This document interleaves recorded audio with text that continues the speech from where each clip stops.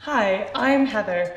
I'm going to be going through a recipe with you today that is one of the past papers for your exam. It's not really very likely that this will be the recipe that you do, but it's just to give you some examples of the best way to approach a recipe. So first thing I need to do really is read the recipe. I've got my ingredients list and I've already been one step ahead. I've got all my ingredients out here already. I'm going to actually work my way through preparing all of the ingredients before I start to cook anything, and that way I'll know that everything is set. But just to keep everything a little bit more in order, I also want to make sure that I've got all of my equipment out, which I do. So if we have a look through the recipe, first thing, finely chop. I know that I'm going to need a chopping board and a knife. I know that when it says to half fill a pan with water, I've got my pot half filled with water. I've got all my equipment, I've gone all the way through the recipe and I found every single piece of equipment. I've got my peelers, what I'm going to be cooking with, my frying pan, and also really important, and this is one that sometimes can be easy to miss out, is I've got my plates with me as well. So I've given myself a little selection of plates there. Towards the end of the recipe, I'm going to choose which one I think is best. So our honeyed pork with noodles. So I've got my noodles here, ready to go into the water. I've got my pork sitting on the side there, ready to get sliced up. I've got all of my sauce ingredients, and then I've got all of my veg that I need to prep. So what I want to do with this is I'm going to keep this in the order that it is in on the plate, as this is already actually the order that everything's going to go into the wok, or the frying pan that I'm using today. The benefit of having it laid out like this is there's really little room for error. You're not sort of picking and choosing off of that plate, you're just following that all the way around. First thing I want to do is my carrot. So taking a peeler, I'm just going to be peeling off that first layer. I always like to have a tray or a dish to put my waste straight into. It just keeps things a little bit neater. And remember, you're not just getting looked at what your final product is, they're watching you through this whole process. They're watching your method, they're watching how clean and tidily you work and how organized you are. So all of these things, getting your equipment out, getting your ingredients set out correctly, they'll really help you. My carrots to go into batons. So just going to make those into a few batons on there. I'm then going to go on to my ginger. So with ginger, that's one of these things that sometimes when it says to peel, sometimes people can go and try to do that with a vegetable peeler. You can see how awkward that was for me. That wasn't an easy thing to do. So what I'm going to do instead is I'm going to use my teaspoon and just drag it across the brown sort of skin there. And it's just going to really lightly peel off that first layer.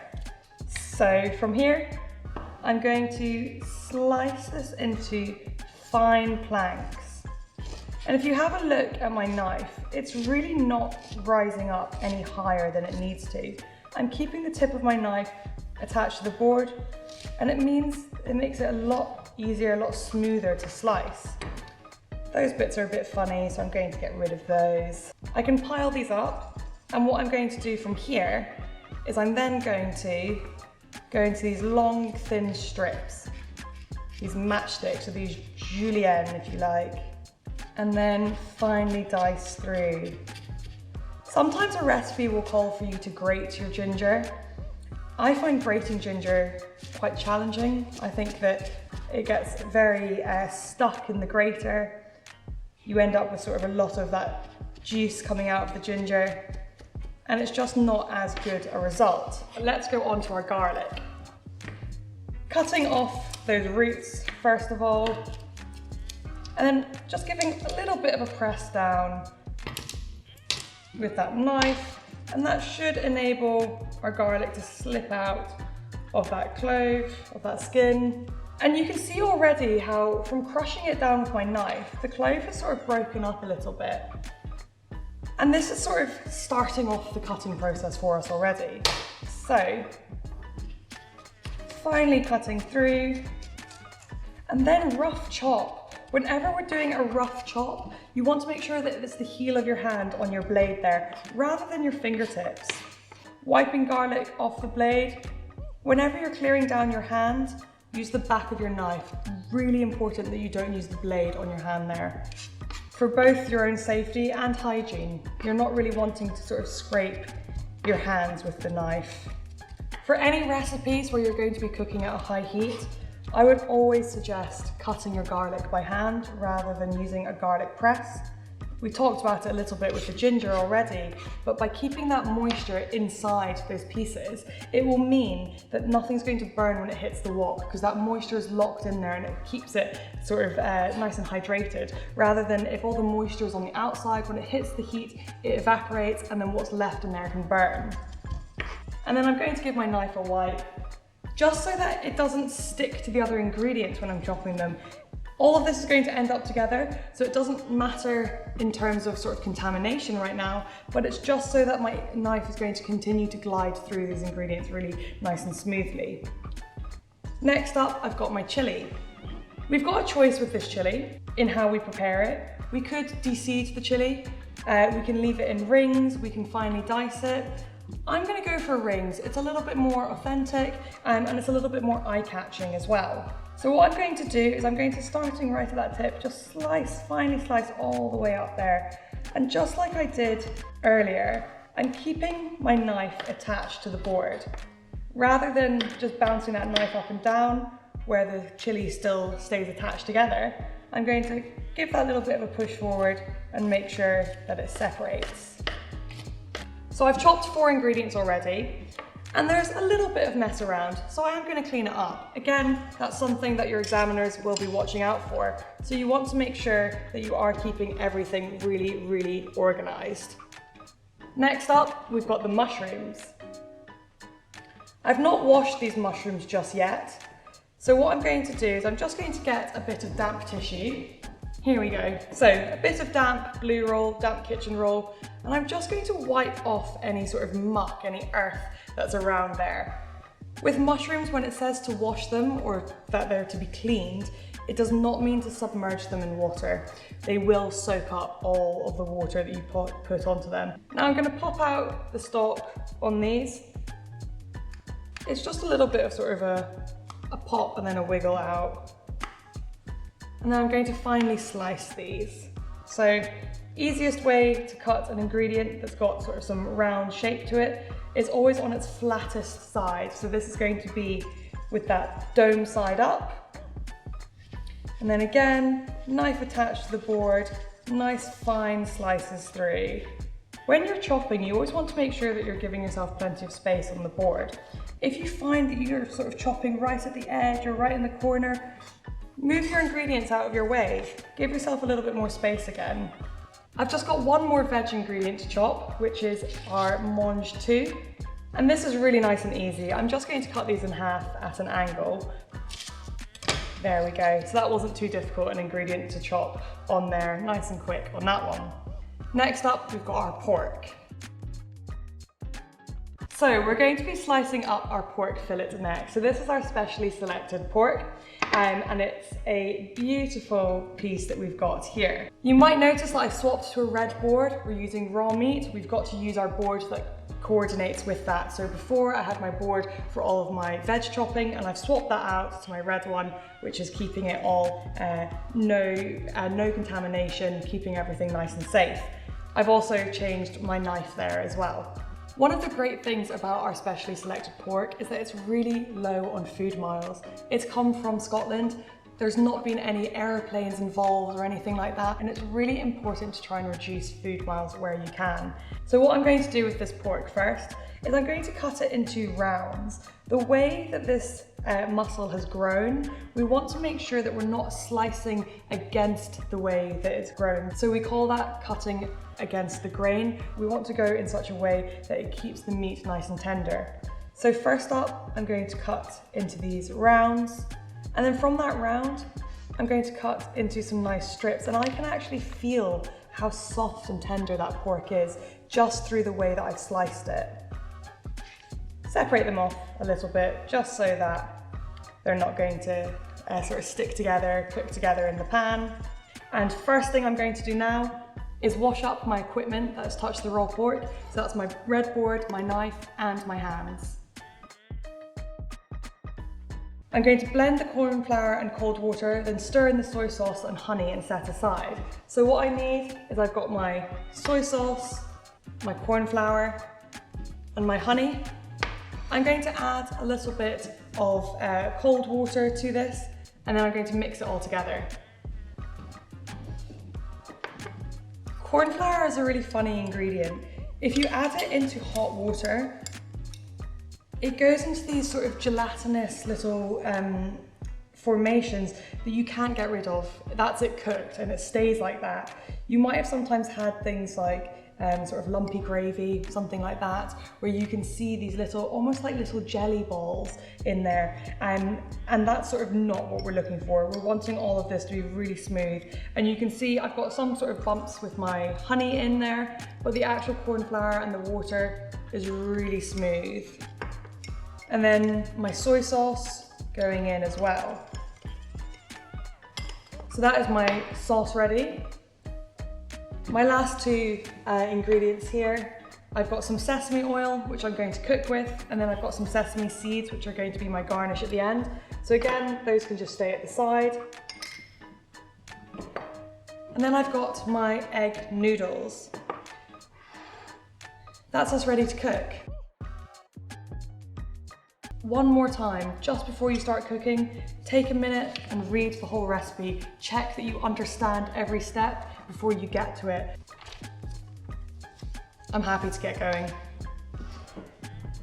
First thing I'm going to do is I'm going to pop my pan on of water, and I'm going to bring that up to a boil. That'll take a couple minutes, but that's actually okay, because whilst that's heating up, I can start cooking my pork. I've got some vegetable oil here. The more oil you add to a stir fry, the more oil there's going to be in the stir fry. So you really want to make sure that you are using the correct amount for the recipe. It's not something that we can get rid of. We're not deep frying here. That's all going to be in the recipe. Normally, when you're testing the temperature of a pan, I would say to use the palm of your hand. And once that feels sort of warm to your palm, you're good to get going. But we want this really, really hot. This is a quick dish, this is a quick stir fry.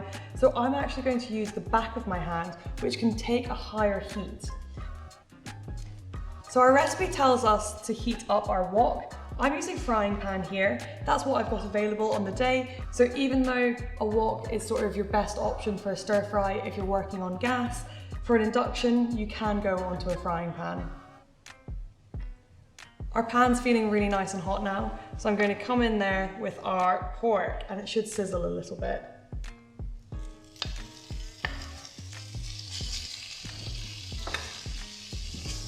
And I'm just going to spread out our pieces of pork. I can also see on my frying pan that there's a slight, ever so slight hump in the middle of the pan. So there's not really as much oil in the center there. So I'm keeping my pork around the edges where they're going to pick up a little bit more of that sesame flavor, and they're not going to be at risk of sticking. We don't have to cook this pork all the way through at this point, because we've got all of our veggie ingredients that are going to go in, and every time we add another veggie ingredient into here, our pork is going to remain in the pan and it's going to remain cooking. So it is just that sort of caramelization, that colouring that we're looking for on the outside of our pork, getting rid of those sort of raw pink pieces. I've got some tongs here. I couldn't quite decide if I was going to use a spoon or tongs, so I took out both. And this is exactly why. I thought about that before I started cooking, and they're right here ready for me. I'm happy with my pork, so what I'm going to do, I'm going to push that aside. Give myself more space in the wok, but the pork's still cooking. And I'm going to go in with my carrots. These are quite nice big chunky pieces of carrot. So what we can do is we can really let them to soften up quite a lot. I'm going to start mixing our pork and carrots together. The carrots are going to pick up some of that lovely flavour from the pork. There's also, of course, that sesame oil in there as well, adding a bit of flavour. Keep an eye on my carrots and pork still, but I'm going to go onto my noodles. And then nice and delicately, I'm just going to place my noodles at the side there. And then I'm going to do something a bit unusual. I'm actually going to turn the heat off on that pan because I don't want those noodles to overcook. I don't want them to go too quickly, and there will be enough heat in that water already to cook those through. It will take slightly longer than if I kept the heat on, but I'm doing other things, so I don't need to worry about that just yet. And then I'm going to go in with my next 3 ingredients. So my ginger, my garlic, and my chili. I'm going to keep a tiny bit of chili back, just so that I've got a little bit of garnish at the end. And let's again mix all that through. If you're cooking something and you're worried that it's going to burn, remove it from the heat. There's so many times where I see people panicking that their food is burning, but they leave it on the heat. Take it off if you're worried about it. And then in with our mushrooms, in with our mange tout. Again, I've got that little bit of chili just left for the garnish at the end. And then I'm going to take all those hot ingredients and pop them over the top of the coals. And what that will mean is you're getting all of that heat coming out those new ingredients sort of from every angle. I'm looking for the mange tout to go a really sort of bright green colour, and then I'm looking for the mushrooms to look cooked. So they go from this sort of foamy appearance to a slightly, it's almost the word that comes to mind is slimy, but that makes it sound unpleasant, which of course it is not. I'm getting a little bit worried. I can see that things are sort of starting to stick to the bottom of my pan a little bit, so I want to keep moving through my recipe. It then says to reduce the heat and add the sauce mixture, stirring until it boils, so that is exactly what I'm going to do. Because my sauce has got that corn flour in it, I'm going to give it a little bit of a stir first, just to really make sure that the corn flour all pours out. And then pouring that into our pan. And what this is going to do is this is going to stop anything that's really sticking on the bottom. You can see how quickly that sauce has thickened up. It's gone from this watery consistency to this glaze super quickly. I'm actually going to add more water into this because I think we need a touch more. So just in the same bowl, I've got more water coming in. And then I can let that keep bubbling away and have a little look at my noodles again. These are looking great, so really, really softened in there. So what I'm going to do, I'm going to drain those out, and then I'm going to keep the noodles in the sieve, and they'll be ready just to pour into the rest of our ingredients. So these are looking great, and the way that I can tell that these are cooked is they're nice and soft and sort of pliable. They're not sort of all crispy. I can't snap them anymore. It's not going to snap no matter how hard I try on there. I can break it apart with a little bit of pressure, but that's sort of what we're looking for with our noodles on there. We're just looking for them to be, I always sort of say it's like they've given up. They've given up sort of resisting. They're just sitting a little bit more sort of dense in there. So I'm pushing most of my veggies, my pork to the side, and then I'm going to come in with my noodles just into that sauce. And it means I can toss these through that sauce a little bit. If when you try it, it feels like it could do with a little bit of salt, I would say a touch more soy sauce will do the trick quite nicely. But I imagine that this is tasting pretty good right now. So, I've got a little selection of plates here. The first one I've got is this sort of rounded plate. It's got a little bit of a sort of edge to it. Our noodles are quite beige. It's got bright colours through that dish, but I don't think it will stand out that well against a white plate. So I'm not going to use that one. Next, I've got this plate it's got quite a lot of interest to it. It's quite pretty, it's got a nice pattern to it, but it's quite flat. There's not much of an edge to it, and this is quite a saucy dish. So again, I don't think this is the right one. Next up, I've got this darker plate. It's going to have a really nice contrast against those dishes. There's a little bit of an edge to it. I think this is the one I want to use. So just popping my noodles on first. And And I don't want to overload this plate. I don't want to make it too full. So once I've got a good selection of noodles on there, I'm then going to go on with some of my pork, my vegetables, all those parts that really show your work really. They show all that chopping that you've done. We want to make sure that we get all that pork in there. That's the last thing that we want to waste. Our little chilies that we kept. And our sesame seeds. And you can see how that little addition of colour and variety in there, it really changes the dish.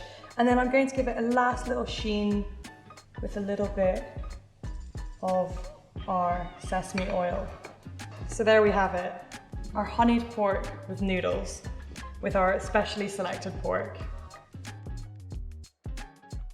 So the first thing that I did was I went through my ingredients and I laid them all out, the correct quantities, the correct measurements, and I then worked my way through the recipe and laid my ingredients out in the order in which they were mentioned in the recipe.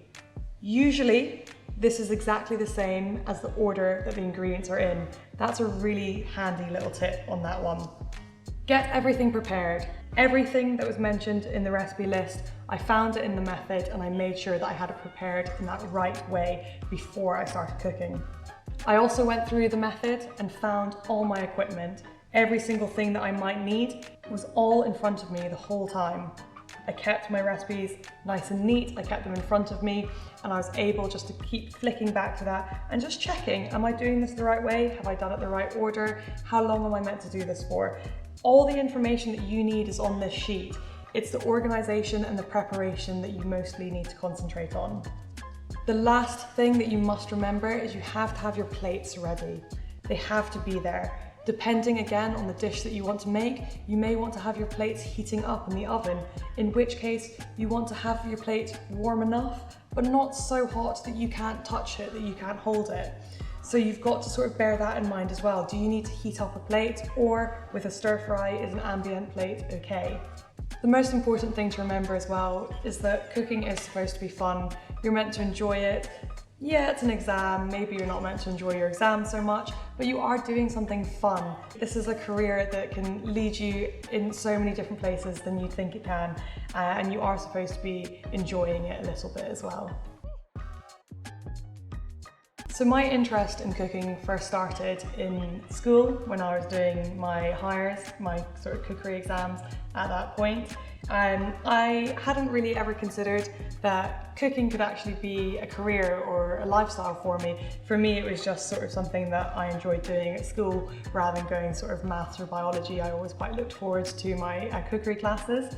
But it wasn't until I was leaving school where my cookery teacher was talking to me and asking what I was going to do next that I sort of confessed to her that I didn't really know. And she recommended to me that I go and train as a chef. And to be honest, I've never looked back from there. From my training as a chef, I went straight into lots and lots of different types of chefing work. I've been a private chef in these amazing houses in the sort of countryside and coastal areas of Scotland.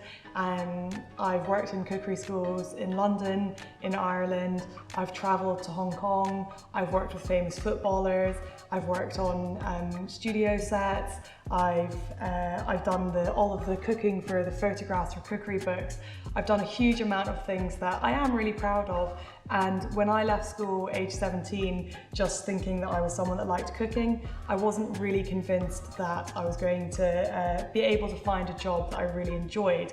But it is something that there's a huge amount of variety in chefing careers. It's not just late nights in restaurants, though I did do my time doing that as well. It is something that you can do a huge amount of things with. And if you do enjoy cooking and you do feel like it's something that you would like to pursue, I would really explore all the different ways and avenues in which you can cook for a living or even just be around food. It's a very, very rewarding career.